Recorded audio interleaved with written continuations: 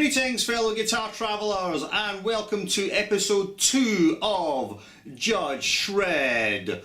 Put down that guitar and prepare to be judged. In this week's Judge Shred we're going to be doing an Yngwie Malmsteen style harmonic minor run, which I've called Phrygian Domination. So it should be totally awesome and whizzing by a fair old rate of knots. So let's get straight to it, and as Yngwie would say, you know what time it is? It's time to rock. Let's do it.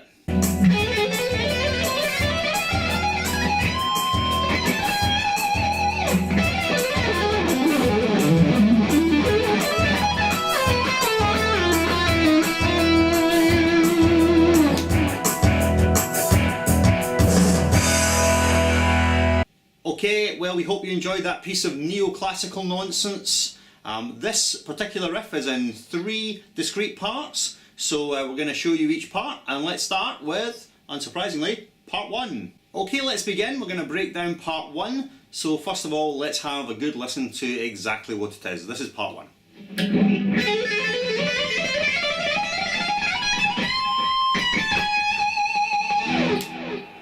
Okay, so what I'm going to do is explain to you exactly how it's being played. The run is ascending up one string only, it's all on the high E string, and it's ascending up in A harmonic minor scale in 3-note increments, okay? So I'm just going to go ahead and give you the incremental division of the scale, alright? So it starts on fret 4, okay, position 4, and the notes we have are G sharp, A and B, and the fingering is 1, 2 and 4 frets 4, 5 and 7. Okay, so that's your first little idea. And then moving up 1 scale degree, notes A, B, C, frets 5, 7 and 8, and fingering 1, 3, 4.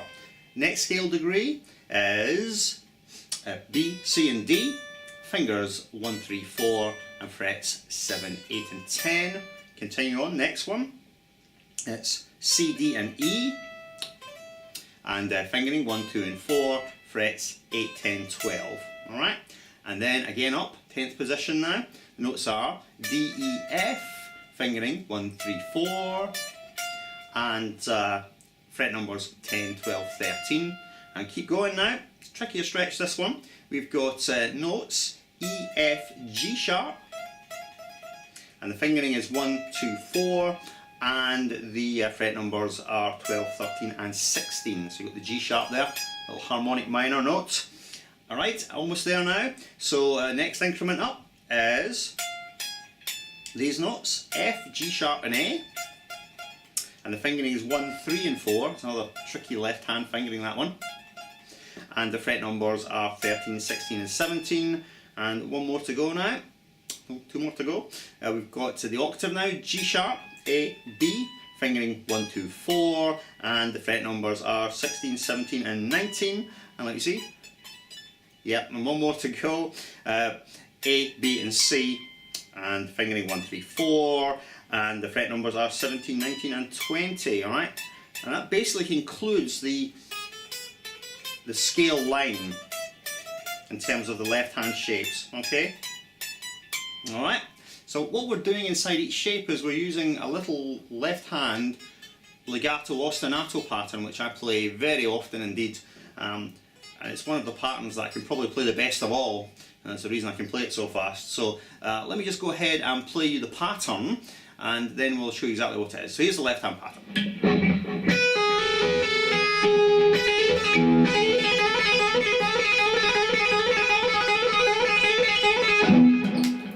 Alright, very common. So let's show you what it is. We've got E7, 4, 5, 7, 5, 4. Okay, I've actually showed this like before on a lick of the week, tapping lick of the week idea. So you should check that out too. So that's the basic left hand pattern, and as you can see, once it gets established, I'm not using my right hand at all, it's all just left hand.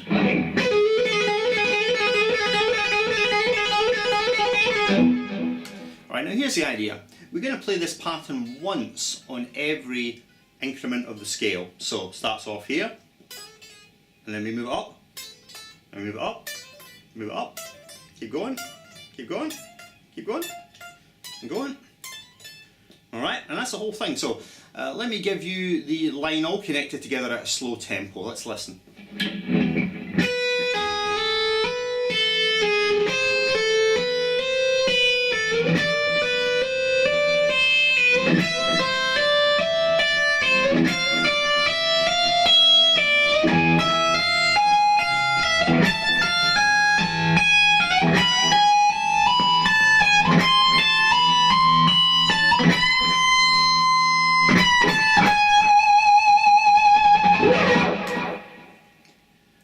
Okay, so you get the idea.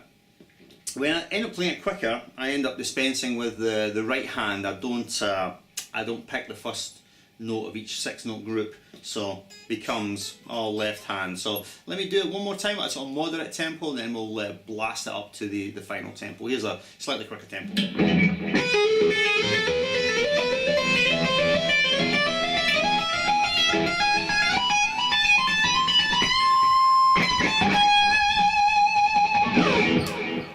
Okay, and then one time at the final tempo.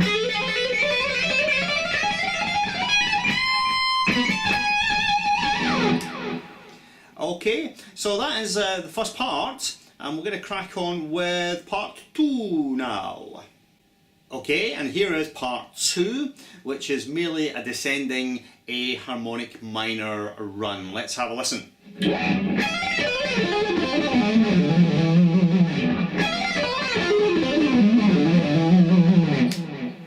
Okay, very Yngwie-esque. So let's go ahead and show that to you. I'll show you the descending scale line first, and then we'll look at the left-hand pattern inside it, which is actually the same as the last part. But anyway, let's be clear about what it is. So here's the descending scale only.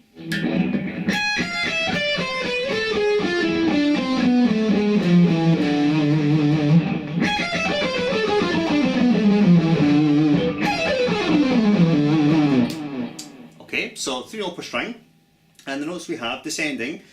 G sharp, F and E on the high E string. It's 16 and 13 and then 12, fingering 4, 2 and 1.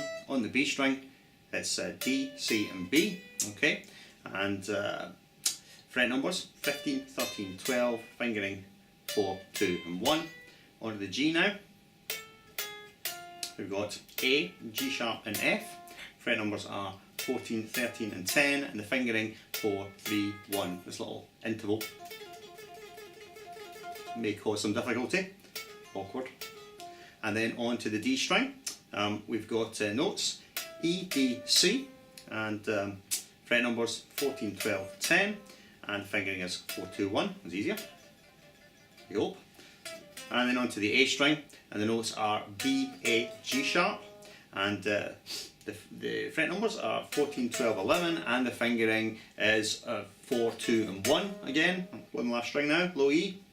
The notes we have is F, E and D, and let's see, fret numbers 13, 12, 10, and fingering 4, 3 and 1. So I'll play it one more time, really super slow, so hopefully you see exactly what it is. Here we go.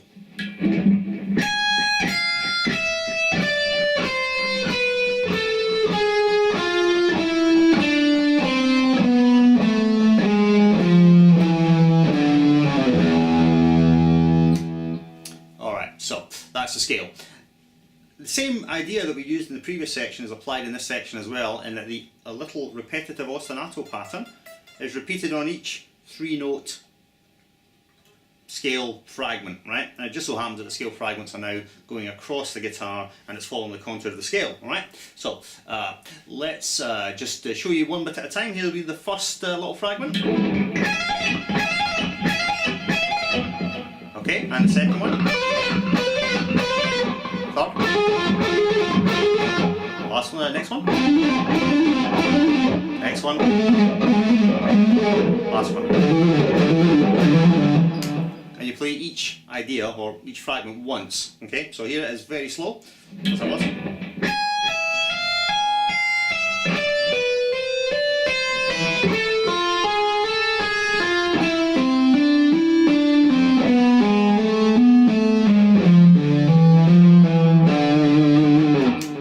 And let's do it again at a sort of moderate tempo, medium tempo.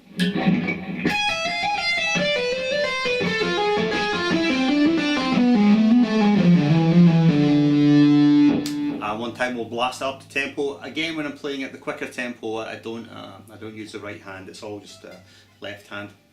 So in that case, the first note is going to be hammered by the pinky. Well, I think I often do pick the very first note of the run for some reason. I think that's just habit. All right. So here we go. Let's listen to the run then.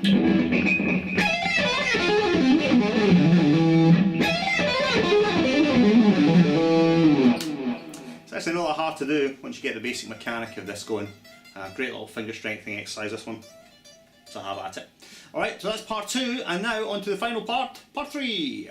Okay, and here's the final part, part 3, which is a diagonally ascending run. Okay, so let me go and show that to you. Sounds like this one.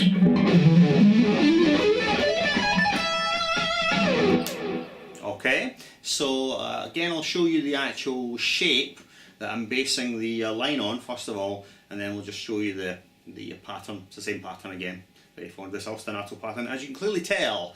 Right, so here's the basic shape, sounds like this one.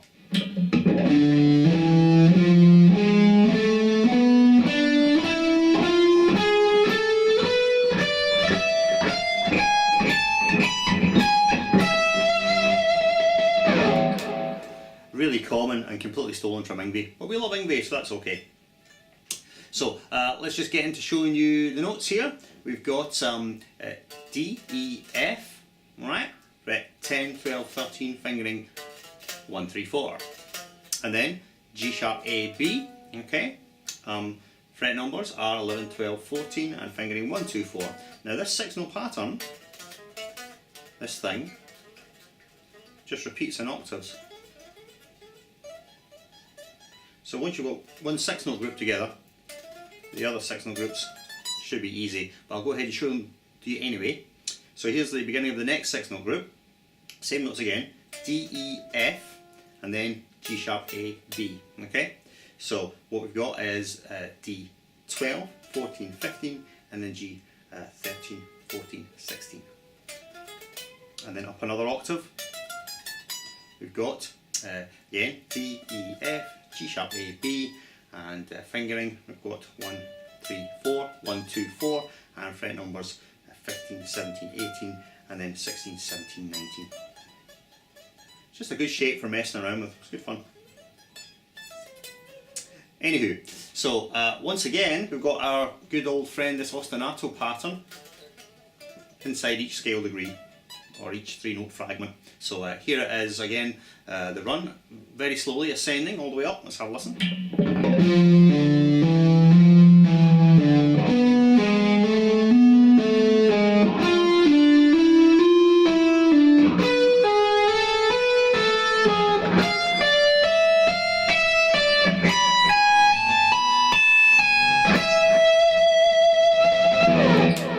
Okay, and let's give you it just slightly quicker. Let's have a listen.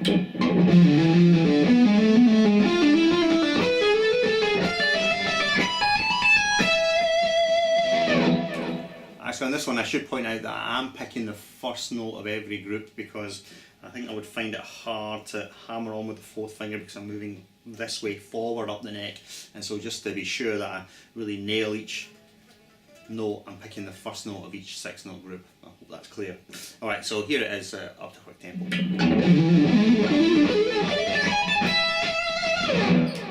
Alright, now there is a little thing at the end, but it's pretty simple, so I'm going to leave you to figure that out yourself. Hopefully that should be okay. Right, so that's the 3 bits of the run, all explained, and you know, hopefully you can get a good idea of exactly how to play it. We're just going to go ahead and play it one final time for you, so you can hear it in context and up to tempo. And yeah, this is your challenge for this week. Alright, so here we go. Let's listen one final time.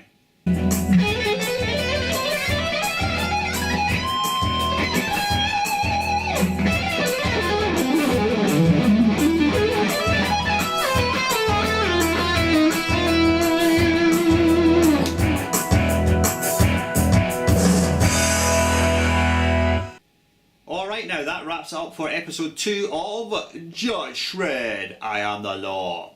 We hope you enjoyed learning this lick very much, and if you do get it down, it will add a lot of dexterity to your left hand, so it's definitely worth pursuing. Next week on Judge Shred, we've got some more insane stuff to look forward to. I'm going to be doing a Sean Lane inspired augmented crazy parallel thing, which to be honest with you, I'm going to have to practice like mad to be able to play. So should be a lot of fun.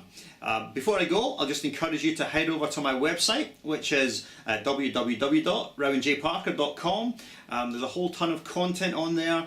There's a lot of free stuff, backing tracks, resources, downloadables, and there's lessons. There's also a shop where you can buy things if you like. I'm also on YouTube, which you're watching, we hope. The YouTube channel is Rowan J. Parker. I'm on SoundCloud at Rowan-Parker. I'm also on Twitter, if you like Twitter, at Rowan J. Parker. So I'm all about on these social networks. It's the way forward, I think, the way of the future. So it's been a blast showing you this stuff. I'm certainly having a lot of fun playing these mega licks. It's just wild and crazy and takes me back to my youth. So thanks very much for watching. I've been Rowan J. Parker. Farewell and goodbye. And remember, keep shredding.